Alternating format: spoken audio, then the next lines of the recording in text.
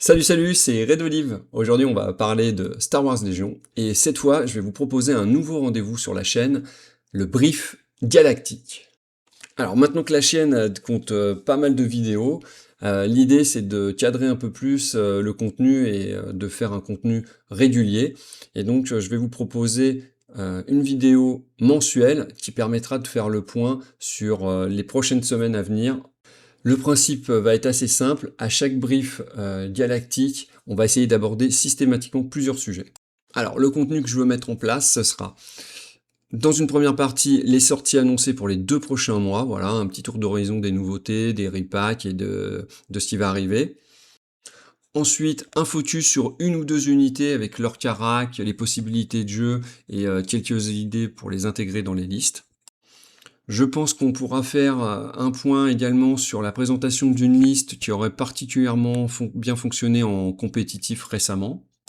Et enfin, on fera un petit point sur les prochains tournois à venir dans les 2 mois. Et puis s'il y a de l'actu particulière vraiment grosse, eh ben, on la rajoutera également. Voilà pour le principe, j'espère que ce nouveau format vous plaira et qu'on arrivera à faire un petit rendez-vous régulier. Allez, c'est parti pour le numéro 1. Mais avant, un petit instant partenariat avec la boutique Rebelle Forge, bénéficiez d'une réduction de 3% supplémentaire avec le code promo REDOLIVE. Allez, c'est parti. On va commencer avec les sorties annoncées pour les mois de septembre et octobre. Donc l'idée, c'est pas de rentrer dans le détail de chaque boîte, mais juste de faire un tour rapide de ce qui va arriver. Alors, on va commencer avec les repacks. Donc notamment pour la République, il va y avoir l'ISP, la plateforme de soutien. Voilà. Du côté de la Confédération des séparatistes, on va retrouver l'ENR, le gros tank, et les STAP. Voilà. Pour les mercenaires, on va avoir le repack des soldats pack. On verra un petit focus unité juste après. Et enfin, côté Empire, eh bien, le 5e frère et la 7e sœur vont avoir leur repack. Voilà, donc ça, c'est les anciennes rêves qui vont revenir dans les nouvelles boîtes. Alors, on va passer aux nouveautés, et il y a quand même pas mal de choses. Donc, pour la République, on va avoir les Jedi sur Bark. Donc, c'est une unité particulièrement attendue, car elle va venir concurrencer le Grievous sur Wu ou le Luke et Han sur Tauntaun.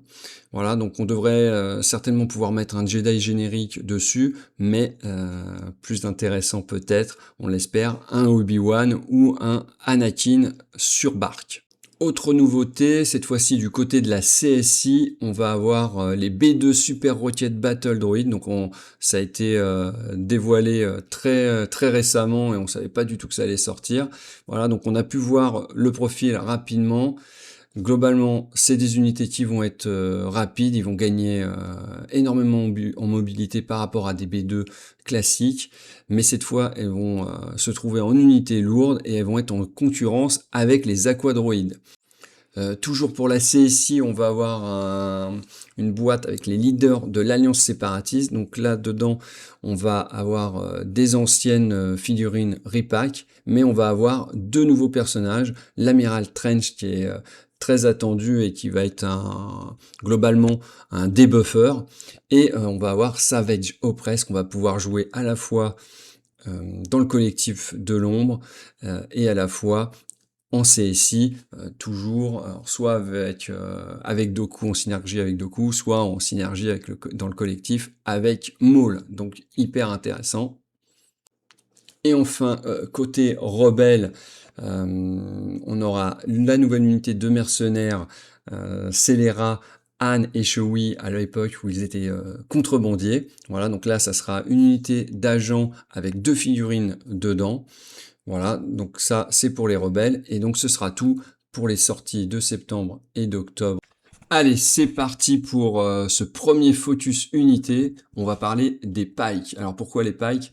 Eh bien parce que ils vont ressortir en repack bientôt, mais également parce que c'est une unité de mercenaires qui est intéressante et qui est accessible dans toutes les factions. Effectivement, on peut les jouer dans la République, les rebelles, l'Empire, la CSI, évidemment le Shadow Collectif. La seule exception, ce sera les clans Mandalorian, dans lequel on ne peut pas les jouer. Alors aujourd'hui, les packs, ils existent sous 2 formes. l'unité de troupier, qu'on va voir en premier, et le capot commandant, qui est un commandant générique. Aujourd'hui, il n'y a pas de commandant nommé pour les unités de pike. Allez, on va commencer par l'unité de troupe, puisque c'est celle qu'on va retrouver le plus souvent dans les listes, notamment dans le Shadow collectif, ou en complément dans les autres factions. Alors, comme ce sont des mercenaires de rang troupe, eh bien, chaque faction peut normalement en intégrer jusqu'à 2. Il sera possible d'en ajouter éventuellement une troisième en ayant le mot-clé Allies of Convenience, qui est notamment accessible avec l'amélioration Contact dans la pègre. Alors, on va faire un petit rappel sur les mercenaires. Si vous regardez la carte d'unité, les pikes n'ont pas de symbole faction classique, mais ils ont un symbole d'affiliation, donc les pikes.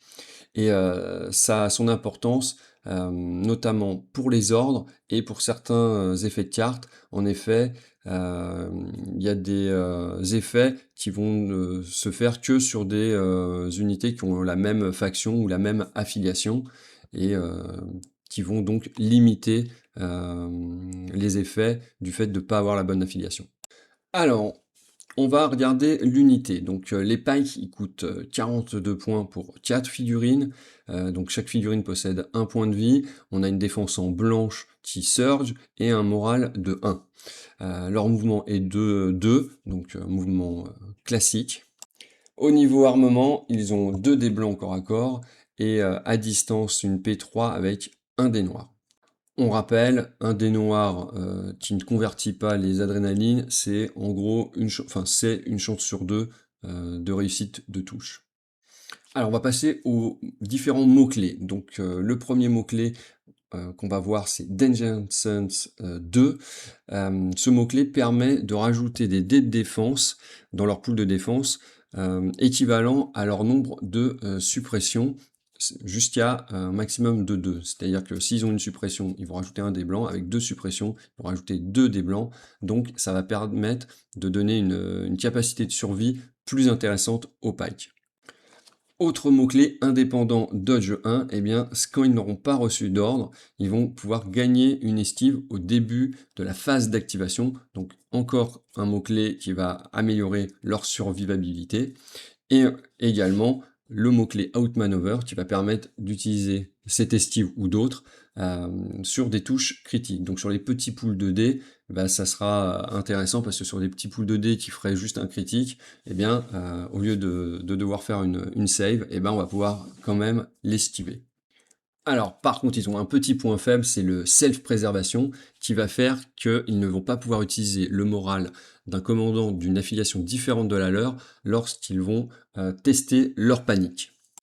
Et donc, on se rend compte rapidement du paradoxe des pikes avec les suppressions, parce qu'ils vont avoir besoin des suppressions pour maximiser leur survivabilité avec Danger Sense, mais à contrario, ça va les handicaper d'avoir des suppressions, et on voit qu'on a des difficultés à avoir du moral avec eux. Donc il va falloir faire en sorte d'avoir un moral 2, une source de moral 2 pour essayer de contrecarrer ce sujet. Allez, on va passer aux différents slots. Donc le slot d'armes lourdes, donc les pikes ont 2 options d'armes lourdes qui vont permettre de construire des unités différentes.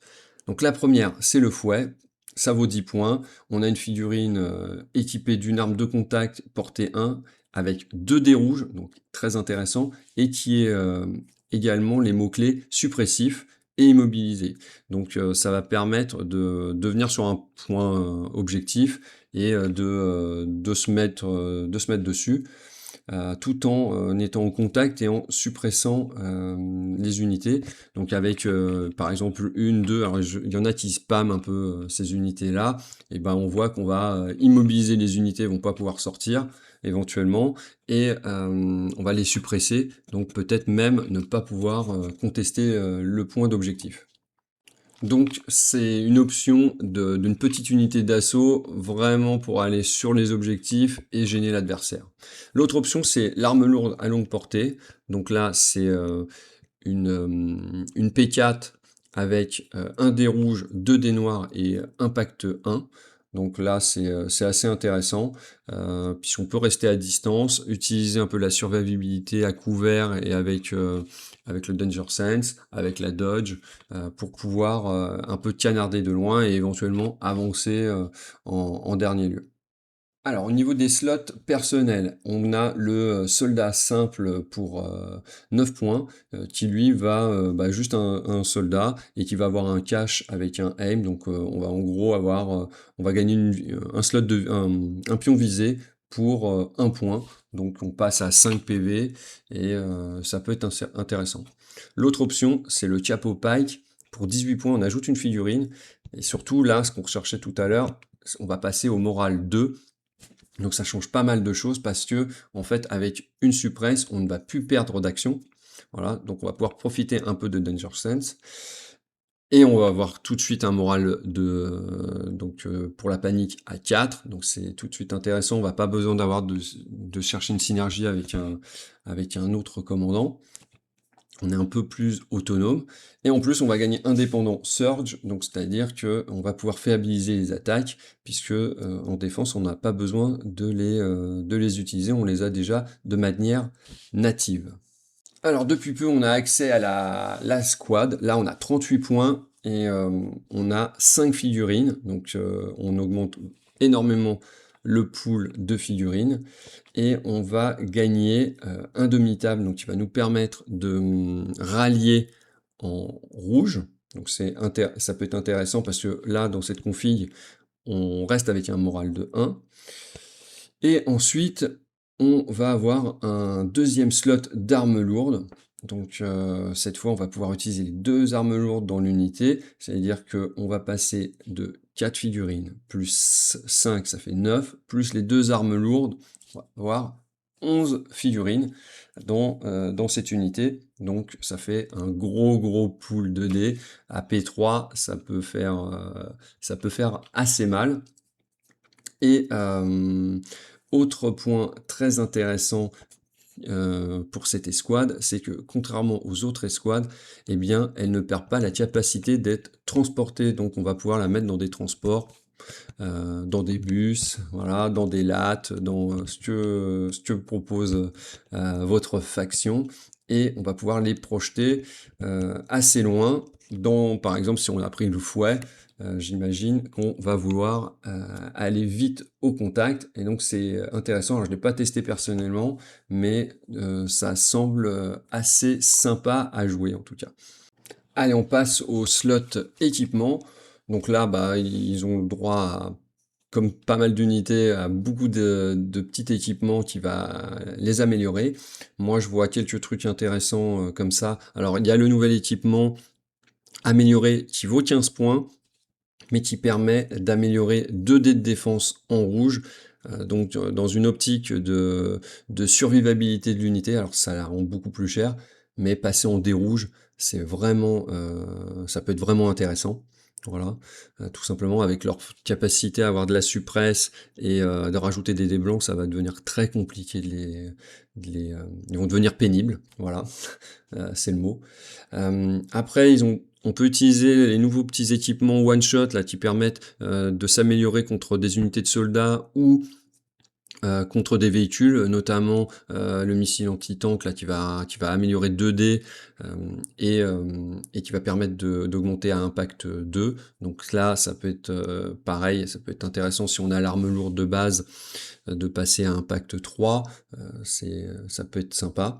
Voilà, on peut utiliser le Hit the Dirt qui permet sur un one-shot également de cramer la carte et de passer en dés rouges pour le couvert. Donc là, sur un gros tir adverse qui aurait fait plein de touches et dans lequel on risque de subir beaucoup de pertes, eh bien ça peut être très intéressant parce qu'on on a des chances de retirer beaucoup de touches. Et derrière, quand on a quand même quelques dés de défense, ça peut être intéressant pour pas se faire dégager l'unité, et ça ne vaut que 3 points. Donc ça, je le mets vraiment bien en concurrence avec le Prepared Supplies qui donne une dodge, parce que c'est un one-shot pour 5 points également où on va gagner une dodge. Et finalement, on va retirer qu'une touche. Alors, ça peut être une touche critique, mais là, bah, du coup, sur un gros tir, on va pouvoir retirer beaucoup plus de touches, a priori, normalement, qu'une seule. Donc, ça peut être très intéressant. Autre petit, donc là, c'est pour, on va passer aux grenades. Pour les pikes d'assaut, on va dire, ceux qui sont avec le fouet, qui vont avoir plutôt vocation à aller au contact, bah, les petites grenades de contact, la grenade à impact pour aller chercher du tank, enfin en tout cas les menacer avec impact 4, et ou la grenade à fragmentation, là qui vaut 5 points, mais qui va pouvoir permettre de transformer les surges en critique. Et comme eux, ils n'ont pas de surge native, eh bien, ça va améliorer nettement leur rendement. Alors, on a fait le tour de l'unité Pike. On va passer au capot commandant générique. Donc lui, il vaut également 42 points. Il est un mercenaire avec son propre symbole d'affiliation. Donc, il va pouvoir donner des ordres aux unités Pike et leur partager leur morale, même si il y avait le self-préservation, c'est justement le sujet. Il a un profil semblable à l'unité, 4 points de vie, mouvement 2, défense blanche. Au corps à corps, cette fois, il a un dé noir. Il a 3 dés en attaque à distance. Il a les Danger Sense 2. Il a l'indépendant Dodge 1. Mais son principal intérêt, c'est son moral de 2 qu'il va pouvoir partager pour la panique aux unités de Pike. Dernier mot-clé pour le capot, c'est le mot-clé aide, c'est-à-dire que lorsqu'il gagne un pion vert, esquive vous visez, il va pouvoir le transférer à une unité de Pike située à P2.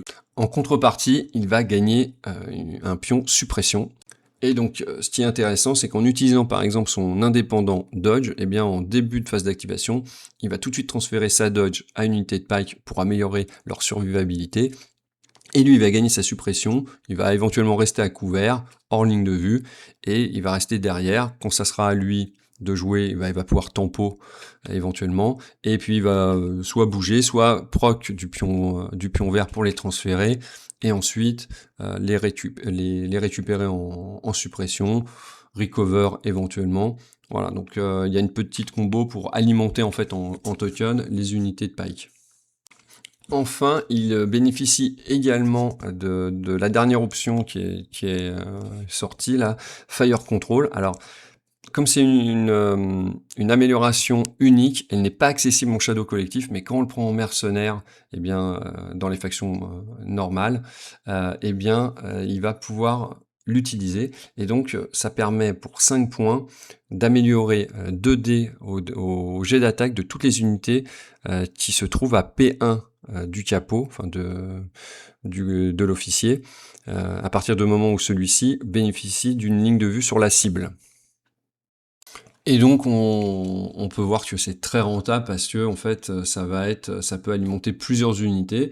Et bah je sais pas, par exemple, on pourrait se dire on se prend un petit capot dans une faction, on se prend une petite squad de Pike avec 2 unités de Pike, un capot au milieu, il leur partage un peu des tokens, il leur donne du fire control, et voilà, c'est parti. Alors ça fait un peu de points, mais ça fait quand même 3 activations pour pas trop cher et qui vont bien ennuyer l'adversaire parce qu'ils vont avoir un peu de létalité et un peu de survivabilité, donc pénible les pikes.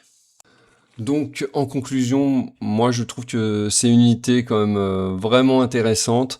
Bon, soit en les spammant dans du shadow collectif, soit en les ajoutant dans nos factions pour compléter nos difficultés, nos creux éventuels. Ça peut être vraiment intéressant parce qu'ils sont très polyvalents, et puis ça fait jouer autre chose, les figurines sont assez sympas, ça donne un peu d'exotisme dans la liste, je sais pas, on peut se faire des histoires, donc ouais, moi j'aime bien les packs, j'en ai beaucoup joué à chaque fois dans mes petites factions ou en shadow collectif, donc ouais, c'est une petite unité de cœur. Allez, on va partir sur un point focus séquence et on va parler de l'entrée en mêlée et des mouvements de mêlée. Alors on va utiliser une unité de pike justement avec un capot et un fouet qui va essayer de rentrer en mêlée contre une unité de Stormtrooper. Donc l'unité de Stormtrooper se trouve à portée d'un mouvement et l'unité de Stormtrooper est avec 6 figurines. Voilà, une arme lourde et un spécialiste. Alors pour le jeu, en fait, on va également la placer d'une certaine manière et on va la mettre à 0,5 du POI de manière à ce qu'elle conteste le POI et on va pouvoir voir qu'il y a des petites subtilités dans le déplacement de mêlée pour faire des petites surprises. Alors on va commencer par l'entrée en mêlée. Donc les pikes ont une portée de 2. Ils vont faire un mouvement de 2 pour se déplacer. Comme la barricade n'est pas un terrain difficile, ils utilisent leur mouvement en entier. Et là, je vais venir le placer contre le premier Stormtrooper. Voilà, alors je fais exprès de ne pas me placer contre le chef d'unité de Stormtrooper parce que je vais vouloir qu'il vienne s'agglutiner à moi par la suite. Alors dans l'exemple que j'ai pris, j'ai positionné les Stormtroopers d'une certaine manière, qui fait que c'est un peu une erreur, parce que ça va me permettre de positionner ensuite mes unités d'une manière intéressante. Donc là, une fois que j'ai mis mon chef, eh bien la deuxième étape, c'est de mettre ensuite toutes mes figurines au contact des Stormtroopers, de l'unité de Stormtroopers, au moins contre une figurine, et d'être d'abord en premier lieu en cohésion avec mon chef. Voilà, donc là je vérifie que je suis en cohésion avec mon chef, voilà, et je suis au contact. Donc là je continue, voilà, alors je fais un petit truc un peu précis, hop, voilà, pour me mettre correctement, vérifier que je suis bien porté, parce que c'est très important, en fait, je veux m'éloigner le plus possible du chef, de manière, hop, bon voilà, on fait des petits jeux de main, hop, je veux m'éloigner le plus possible du chef des Stormtroopers, de manière à ce que lui, il va devoir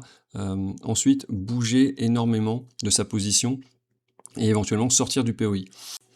Alors une fois que j'ai terminé avec la mise au contact de l'ensemble de l'unité d'attaque, je vais devoir mettre l'unité de défense au contact et je commence par le chef d'unité. Et là, eh bien, l'attaquant a bien joué le coup parce que les seuls endroits où je peux mettre le chef d'unité, eh bien, même au plus près, c'est hors de portée de la contestation du POI. Voilà. Donc une fois que j'ai mis le chef, et ben ensuite toutes les figurines de l'unité en défense qui ne sont pas au contact, je vais devoir les mettre en cohésion et au contact. Alors on va passer à la phase d'attaque et on va former donc les dés d'attaque, donc 2 dés rouges pour le fouet, et ensuite chaque pike aura 2 dés blancs, donc un total de 10 dés blancs pour les pikes, plus 2 dés rouges. Allez, c'est parti, on fait le jet, donc c'est un jet pas trop mal, avec les 2 dés rouges qui ont fait des touches, 3 dés blancs qui ont fait des touches, et 2 dés blancs qui ont fait des adrénalines. Les adrénalines ne sont pas converties, donc j'ai 5 touches pour les pikes sur les Stormtroopers, et je vais faire mes 5 jets de défense, donc 2 blocs qui sont réussis, et un blanc et 2 adrénalines. Les Stormtroopers ne convertissent pas, donc ils convertissent en blanc, et donc j'ai 3 blessures à subir. Donc je vais retirer 3 figurines, je vais choisir les 3 gars de base, hein, pas le spécialiste, pas l'arme lourde, voilà, donc je les retire. Donc c'est le défenseur qui les choisit, qui les retire. Et ensuite, je dois reformer les figurines au corps à corps. Donc là, mon chef est toujours au corps à corps, donc je le laisse. Et donc, ensuite, je viens positionner mes pikes qui ne sont plus au corps à corps. Je les mets en cohésion et au corps à corps. Voilà, hop. Donc 1, 2, le fouet, celui-là, et il va m'en rester un dernier que je vais mettre. Alors je vais essayer de le repositionner d'une manière pas trop près du POI. Et donc, bilan de mon mouvement d'attaque, eh bien, en plus des pertes que j'ai pu faire subir, eh bien, j'ai réussi, par mon mouvement et mon placement, à faire sortir le chef d'unité Stormtrooper de la contestation de l'objectif. Et on va passer à la séquence tendance du front. Alors voilà, ça fait partie des nouvelles rubriques, et donc je vais l'appeler tendance du front. L'idée de cette rubrique, c'est de s'intéresser un peu plus à ce qui se passe du côté compétitif, si on peut dire, et notamment de présenter des listes qui ont réussi à faire leurs preuves dans des tournois récents. Alors, tout d'abord, je vais vous commencer par vous présenter rapidement comment je vais fonctionner dans cette rubrique et où je vais aller chercher les informations. Ça va vous permettre également à vous d'aller les chercher. Donc, tout simplement pour aller chercher des tournois et des listes, je vais principalement utiliser la plateforme Longshanks qui permet de gérer et de suivre les tournois de Star Wars Légion. C'est ce qu'on utilise en tant que organisateur de tournois pour gérer les tournois. Comme les joueurs vont devoir inscrire leur liste sur cette plateforme, eh bien ça va nous permettre de retrouver leur liste, les résultats, les joueurs, les parties contre qui ils les ont fait, comment ils ont gagné. Alors ça donne pas le détail de la partie, mais ça donne les scénarios qui ont été joués, etc. Donc je vais vous montrer rapidement comment on accède à ces informations pour ceux qui ne savent pas utiliser encore Longshank. Eh bien, depuis notre page d'accueil et notre dashboard perso, alors là on voit que je suis inscrit pour le championnat de France de Star Wars les 17 et 18 octobre 2026. Eh bien, tout simplement, je vais aller dans Find Events. Voilà, là j'ai tous les tournois qui vont arriver. Donc moi, ça ne m'intéresse pas parce que je veux regarder l'histoire et le passé. Donc je vais dans Event History. Voilà, là j'ai tout sur la planète. Donc je vais aller dans Europe, je vais filtrer Europe, France. Voilà, pas que le reste ne m'intéresse pas, mais on va se concentrer sur la France. Voilà, et donc là, j'ai tous les tournois qui viennent d'être joués dans l'ordre chronologique, donc du plus récent au plus vieux. Voilà, donc on voit que le dernier, c'est un tournoi dans le nord de la France chez Maxi Rêve. Il y a eu Anime avec Béliandir, Baston à la plage, etc. Voilà, et là, il y avait le gros Open Île-de-France avec 60 joueurs. Moi, ce qui va m'intéresser pour aujourd'hui, je vais aller du côté de la Côte d'Azur, vers chez moi, et de mon ami Richard, à Grance, le May the Force be in Grance. Allez, c'est parti, voilà, on clique, et là, bah, on va voir, donc la première colonne, on voit tous les joueurs dans leur classement, puisque là, les joueurs ont été classés, et donc on voit que il y a Bruno et Sayanel qui ont fini tous les deux à 3-0, à la faveur d'une meilleure SOS. Bruno est passé en tête, mais moi, ce qui va m'intéresser, c'était la liste de Sayanel, et donc pour voir la liste, alors hop, on peut voir comme ça en appuyant ici, on va voir sa liste, et là, donc on voit rapidement que c'est une Rebelle Alliance de 13 activations, on voit ses cartes de commandement, on voit ses unités, et on voit également ses cartes de bataille. Alors, on voit également, hop, en retournant là, ces différents matchs. Donc, au round 1, il a rencontré Lord of the Dark 74, donc a priori c'était un CSI. Ensuite, il a rencontré Guarin et sa BTV, donc c'est les Ewoks. Et Guarin, il est comme relativement costaud avec son Ewok. Donc bah là, je vois qu'il a gagné. Bravo, bravo Sayanel. Et enfin, il a battu Nico au dernier tour, donc avec une liste Empire. Donc là, on va revenir sur la liste de Sayanel. Donc là, on voit la liste. Moi, ce que je fais, c'est que je vais copier en JSON ici. Voilà, c'est copié. Hop, OK. Et ensuite, je vais sur Tacras. Donc, je vais dans liste. J'importe une nouvelle liste. Je copie le JSON. J'importe. Et voilà, j'ai la nouvelle liste de Sayanel sur mon logiciel, sur mon builder. Je vois que là, il y a un point d'exclamation dans commande. Il lui doit lui manquer quelque chose. Voilà, il me manque la pipe 3. Je retourne ici. Je vois que la pipe 3, il y a Change of Plan. Je rajoute Change of Plan. Et voilà, j'ai toute la liste de Sayanel sur l'Army Builder de Tacras. Allez, c'est parti, on va parler de la liste de Sayanel. Et donc la liste de Sayanel s'appelle le Jedi, le Vaurien, l'anneau Jedi et la famille. Alors, c'est une liste en 1000 points, en 13 activations, et on va déjà détailler le board. Donc, 2 commandants, 2 opératives, 4 troupiers, 3 unités Special Force et 2 unités lourdes. Alors, on va démarrer avec les commandants. Donc, Luke Skywalker sur Tauntaun. Donc, dans son titre, ça sera le Jedi.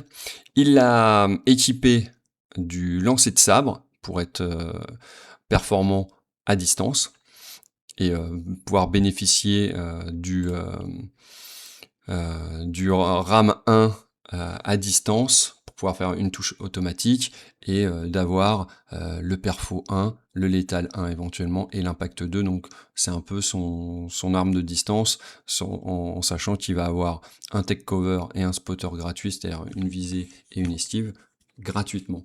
Voilà. Ensuite, il l'équipe d'Underworld Connection de manière à avoir Allies of Convenience. Ça va lui permettre de pouvoir mettre 2 unités de mercenaires en unité spéciale, donc les 2 clans Vren, voilà, sinon il n'aurait pas pu. Et Into the Fray, de manière à générer des adrénalines pour sa défense lorsqu'il sera au milieu des unités ennemies, puisque Into the Fray, c'est lorsque des unités ennemies s'activent à P1, eh bien on gagne une adrénaline qu'on pourra utiliser pour la défense. Voilà pour Luke Skywalker.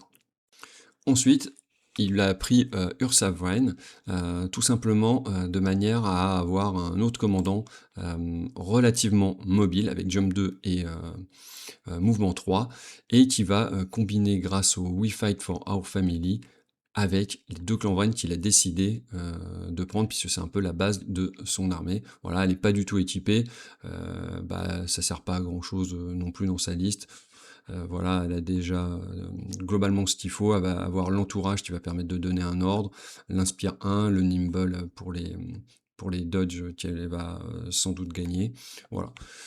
Alors on va passer aux agents avec en premier lieu Ahsoka Tano, donc la No Jedi, qui va venir compléter le travail de Luke.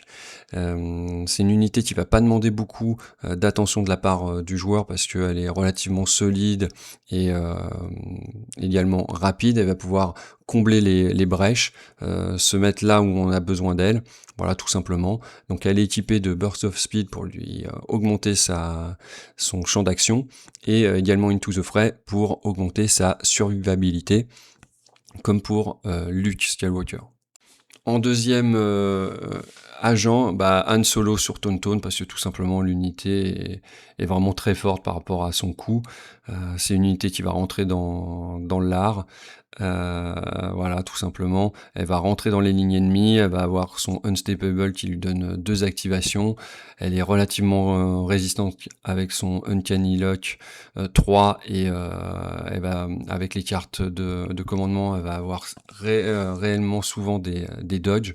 Donc l'unité est vraiment très impactante, surtout sur les tours 1, 2, 3. Voilà, donc elle est là comme un missile, et donc c'est le vaurien dans la liste de Sayanel. Et ensuite on passe aux troupes, donc 4 unités de rebelles à poil, donc là c'est pour faire la masse. Les unités de rebelles tout simplement ils vont venir là pour faire la masse et aller compléter en activation la contestation des objectifs. Ça reste des unités mobiles et relativement résistantes parce que quand elles se déplacent, elles génèrent des estives, et avec Nimble, elles vont conserver leurs estives, donc elles sont pas là pour tirer, elles vont rester à couvert la plupart du temps, et elles vont se déplacer. On verra qu'elles sont aussi intéressantes pour les missions secondaires que Sayanel a joué, parce que c'est des qui vont devoir consommer de l'action, et du coup c'est des actions pas trop chères. Ensuite, on passe aux unités d'élite. Donc là, il a pris 2 clans Vren. Il a pu prendre 2 clans Vren grâce à l'Underworld Connection sur Luke. Voilà. Donc là, les clans Vren, ils vont synergiser ensemble et avec Ursa pour leur mot-clé We Fight for Our Family. Voilà, donc c'est la famille dans le titre de la liste. Et donc là, donc ces quatre figurines, plus le dueliste, qui va rajouter à la fois 2 dés rouges et perfo 1 au corps à corps, et éventuellement pouvoir mettre charge également, donc les mettre très très bien pour aller chercher avec un mouvement de 3 et jump 2. Ils vont pouvoir rentrer assez facilement au contact et avec charge faire une bonne attaque. Là, il les a également équipés du lance-flamme et des grenades à impact, ce qui va faire qu'elles sont très polyvalentes, à la fois contre des grosses unités de soldats, mais également contre du tank armuré. Donc voilà, c'est ces forces de frappe, en plus des héros, c'est les 2 forces de frappe de la liste. Ensuite, en unité spéciale, il est venu compléter avec une unité de Rebelle Commando, bah voilà, ça tire relativement correctement, c'est pas cher, ça se cache, bon c'est un peu la ligne arrière, et surtout ça lui donne un pion d'ordre unité spéciale qui va être très utile pour le contrôle d'ordre de son clan Vren vétéran. Enfin, 2 unités de Land Speeder, bah voilà, c'est des unités qui valent 55 points, 6 points de vie, qui ont cover 1, armor 2, donc, et qui sont très mobiles avec le speeder 1, move 2. Donc en fait, c'est des unités qui vont venir faire du contrôle map et être très très pénibles à retirer, vont consommer beaucoup d'énergie pour très peu de points engagés. Donc voilà, c'est assez intéressant de les mettre. Il y en a beaucoup en rebelle qui les jouent, bah voilà, ça va très bien dans cette liste mobile qu'a voulu Sayanel. Allez, on va passer aux cartes de commandement. Et donc, il a fait un mix des cartes de commandement d'un peu tous les persos. Il a pris les meilleurs. Alors, on va commencer avec Anne Tonton. Donc, évidemment, il a pris la Anne Tonton Pipe 1. Qui lui permet de gagner Unstoppable. Donc pour toute la partie, il aura 2 activations. Voilà, donc de ce que j'ai compris, Sayanel, il va pas la jouer au T1 parce que il a un petit problème d'ordre, voilà, de contrôle d'ordre, et donc il va pas spécialement la jouer au premier tour, mais a priori dès le deuxième tour, il risque de la jouer. Et donc là, il gagne en plus disengage, une visée, une dodge, il peut pas être suppressé, paniqué. Donc au deuxième tour, il va être très brutal parce qu'il va pouvoir taper un peu partout sur la carte et est utilisé pleinement. Voilà, donc c'est là, c'est sûr qu'on la joue. Il va jouer également Change of Plan. Ça, c'est la fameuse carte qui était déjà accessible par Han Solo piéton et qui fait déjouer l'adversaire. Donc là, il faut connaître un peu ce que est en mesure de jouer l'adversaire, et on va pouvoir contrecarrer une carte de commandement. Et l'adversaire va devoir changer de carte, donc très utile, un peu n'importe quand. Voilà, il faut trouver le moment le plus adéquat. Ça peut être dès le T1, mais ça peut être aussi sur une grosse carte qui peut nous embêter en milieu de game. Euh, il va falloir les jouer comme assez rapidement parce que c'est une unité qui ne va peut-être pas rester sur la table au-delà du T3. Donc voilà, et puis souvent la bascule peut se faire au T2 ou au T3, donc c'est intéressant de la jouer peut-être à ce moment-là. Ensuite, on va passer aux cartes de Luke. Donc, il a pris la pipe 1, Son of Skywalker, bah, qui permet de faire une deuxième attaque gratuite. Voilà, donc taper 2 fois avec Luke, ça va être assez intéressant. On va pouvoir éliminer une unité, certainement, donc qui est pénible ou qui est difficile. Voilà, donc bah, forcément, on la joue parce qu'il faut, quand on veut taper fort à un moment, et bah, on l'utilise. Et sa deuxième carte, c'est une carte qui est donc accessible par Luke sur Tonton. Et donc là, bah, c'est une pipe 2 qui va donner 2 ordres, et surtout elle va donner un speed one move, donc un petit mouvement de 1 aux 2 unités. Ça va leur donner aussi une action, elles vont faire une action d'observation 4, donc 4 pions d'observation chacune, donc 8 pions d'observation. Ça va fiabiliser les attaques du tour, que ce soit pour ces unités-là ou pour les autres unités, par exemple les Mandos. Ça va être hyper intéressant. Et puis là, ça synergise vachement bien avec Anne sur Tonton, puisque les créatures alliées, donc les créatures troopers alliées, qui se trouvent à portée 2 d'unités ennemies, donc c'est sans doute le cas assez rapidement dès le tour 2, eh bien, vont gagner des dodges, et donc ça va augmenter leur survivabilité assez drastiquement. Et finalement, les cartes de commandement de Ahsoka, donc il a pris la pipe 2 et la pipe 3. Alors là, ça va être plutôt des cartes, de ce que j'ai compris de Sayanel, dans la mesure où Luke et Han vont être des unités un peu missiles et qui risquent de ne plus être là, surtout Han, dans la fin de partie, tour 4 ou tour 5. Eh bien, il a pris les pipes d'Ahsoka parce qu'elle risque d'être encore là. Et donc Swift Protector qui va lui permettre de tanker à la fois de protéger ses autres unités parce qu'elle va générer des dodges et elle va pouvoir gardienner. Donc ça c'est très intéressant peut-être en fin de partie pour garder des objectifs et minimiser le nombre de pertes pour pouvoir rester sur la contestation d'objectifs.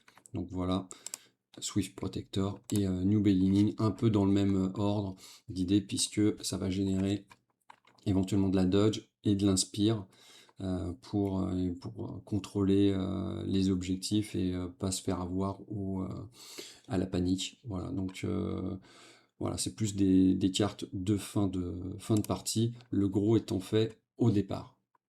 Alors ensuite, on va parler des cartes de bataille et des cartes d'objectifs en premier lieu.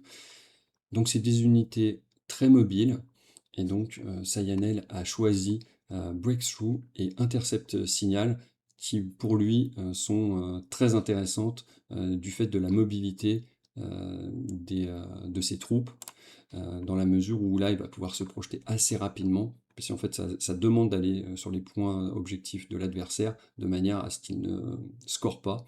Et donc en fait lui il est très létal également à courte portée. Il n'a pas de gunline longue portée, donc en fait on est tout de suite dans le dur.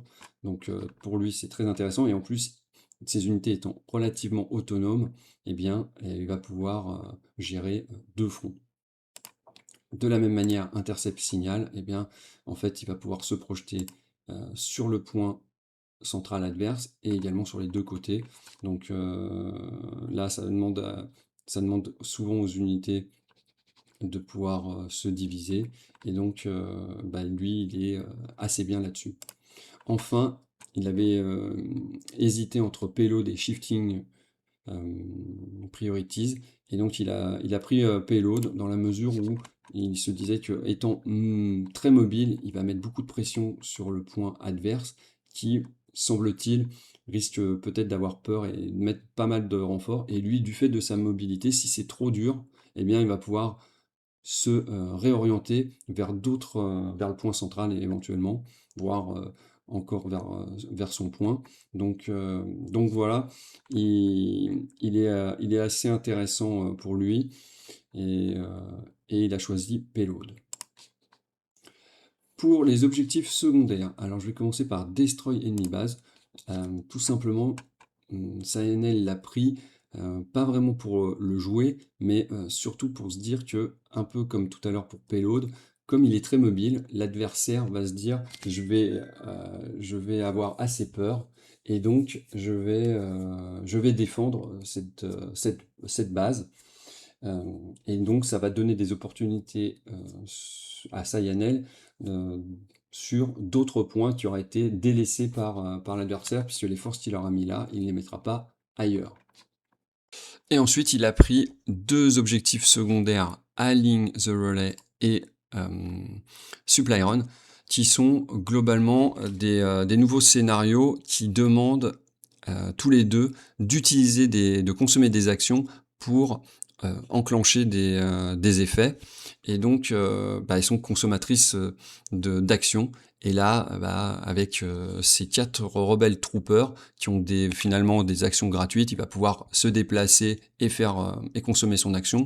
Il aura débloqué une dodge, donc du coup, eh bien, il est tout à fait opérationnel sur ce genre de scénar, puisqu'en fait, il ne va pas consommer d'action de ses unités impactantes, mais simplement de ses petites unités secondaires. Donc c'est très très bien pour lui. Enfin, les cartes d'avantage, eh bien Advanced Intel, parce que de toute manière c'est vraiment la carte à avoir, c'est tellement important pour le déploiement que quasiment tout le monde la met tout le temps. Voilà. Ensuite, Ordnance eh bien, ça va lui donner un peu de polyvalence parce que ça va pouvoir mettre de la suppresse sur un POI ou éventuellement menacer un véhicule armoré. Voilà, donc sur lequel lui, il n'a pas beaucoup d'impact dessus. Donc voilà, ça peut l'aider. Et enfin, Scramble Orders, qui va un peu embêter le contrôle d'ordre des adversaires. Il est hésité également avec un Cunning Deployment qui permet de générer des esquives au premier tour et lui permettre peut-être d'avancer un peu plus lors de son déploiement. Là, pour le tournoi, il a choisi Scramble Orders. Alors en conclusion de cette liste, bien comme vous avez pu le voir, c'est une liste rapide, mobile avec Jump Speeder, qui est assez létale, avec pas mal de perfos. En revanche, c'est une liste relativement fragile, un peu glass cannon, c'est-à-dire on tape fort, mais derrière on est un peu léger. Cyanel a trouvé qu'elle était assez dépendante des décors, et surtout des décors qui bloquent les lignes de vue, voilà, pour pouvoir avancer de manière sécurisée et se positionner. Et il a remarqué que ses adversaires lui faisaient beaucoup de dégâts, et donc il avait intérêt à faire du score assez rapidement, donc il faut se projeter, et il faut pas avoir peur, même si il faut faire attention. Il a senti que son armée ne mettait pas beaucoup de pression au T1, et donc que l'adversaire va pouvoir faire un déploiement assez tranquille et se positionner un peu comme il veut. Voilà. Et également, c'est une armée qui ne gère pas trop la suppression. Il a beaucoup d'unités avec un moral de 1, l'air de rien. Il a tué un moral de 2 en commandement, sur un commandant, et peu d'inspire. Donc il va être un peu mal à l'aise là-dessus. Et avec du char en face, si on a beaucoup d'armure, eh bien, il n'y a pas beaucoup d'unités qui tapent vraiment. Alors déjà, pas du tout de loin. Et il y a surtout Luke et Ahsoka au corps à corps. Et dans une moindre mesure, les grenades impact. Voilà. Dans ses retours de partie, eh bien, il a trouvé ça hyper plaisant à jouer. Alors, si on aime le Glass Cannon, Glass Cannon, je rappelle, c'est les canons de verre, donc ça tape fort, mais ça peut se briser rapidement derrière. Donc, ça peut être sujet à des craquages de dés, parce que derrière, on va peut-être mal défendre. Voilà. On gagne rarement à l'attrition, de ce que j'ai pu comprendre. Et alors, bonne surprise, il a remarqué que ses speeders ont attiré beaucoup de tirs, ce qui était très intéressant parce que ça a libéré d'autres unités, notamment les Mandalorians. Voilà, donc intéressant de faire peur avec les speeders qui vont vite, qui vont aller sur les objets et ils vont concentrer des tirs, et il y a pas mal de choses qui vont partir dans le cover et dans l'armure. Donc l'air de rien, c'est pas mal pour peu de points.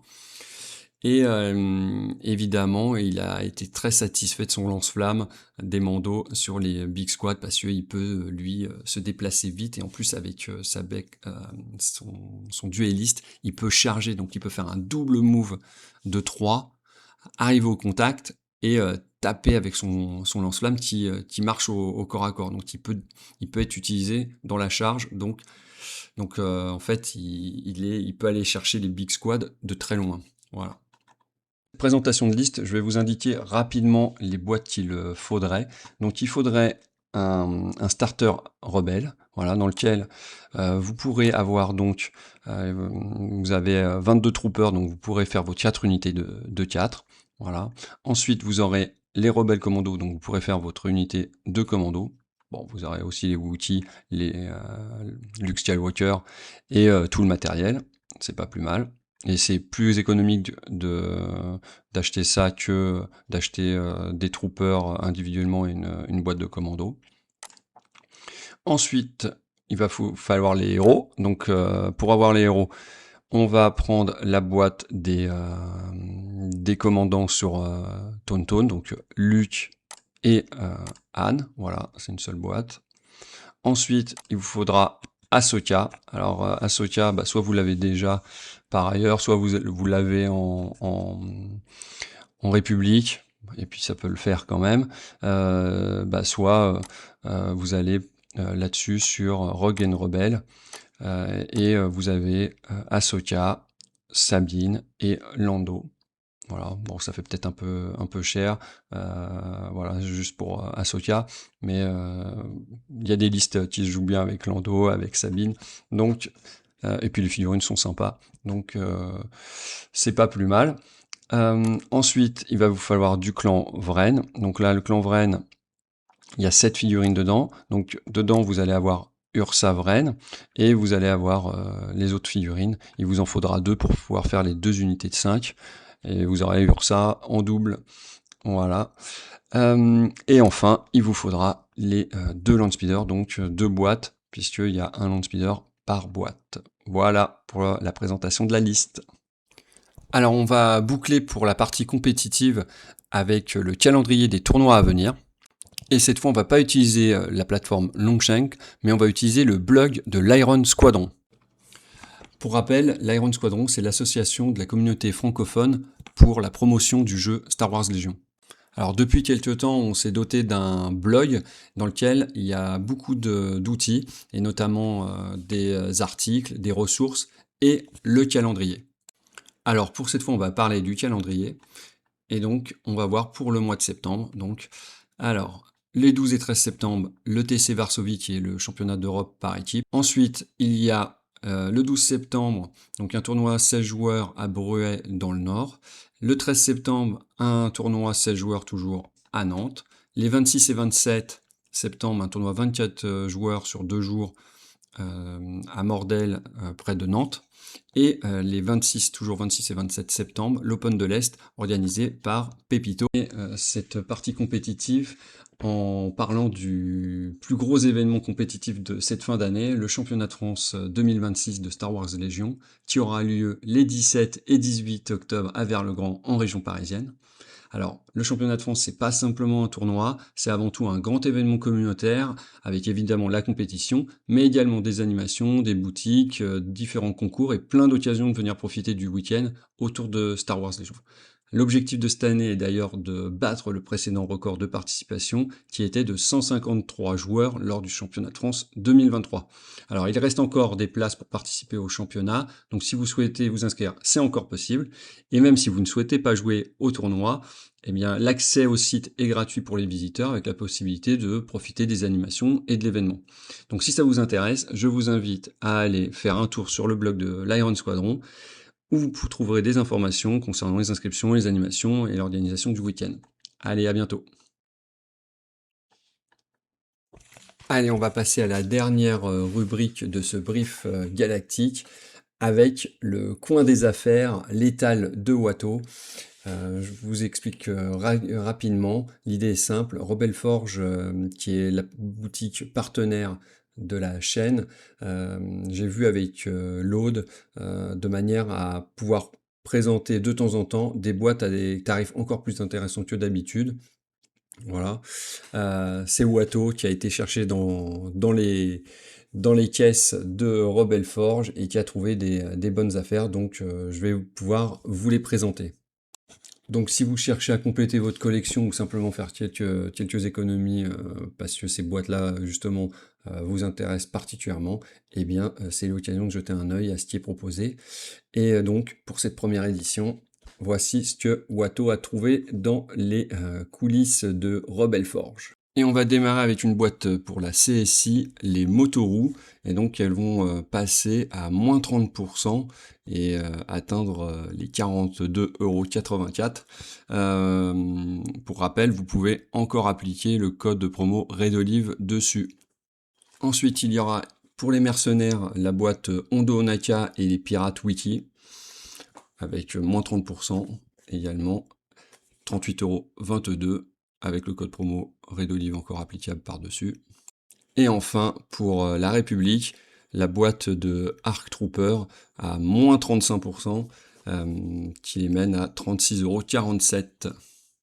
Alors n'hésitez pas à faire un tour sur la boutique. N'oubliez pas le code promo Redolive pour 3% supplémentaires. Et on en a donc terminé avec cette première étale de Watteau. Et voilà, on en a donc terminé avec ce premier brief galactique. J'espère que ce format vous a plu. N'hésitez pas à commenter, à liker, à partager. Donnez-moi vraiment vos impressions pour savoir ce que vous souhaitez qu'on y mette dedans, les sujets à traiter les prochaines fois. Et moi, je vous dis à bientôt au championnat de France de Star Wars Légion.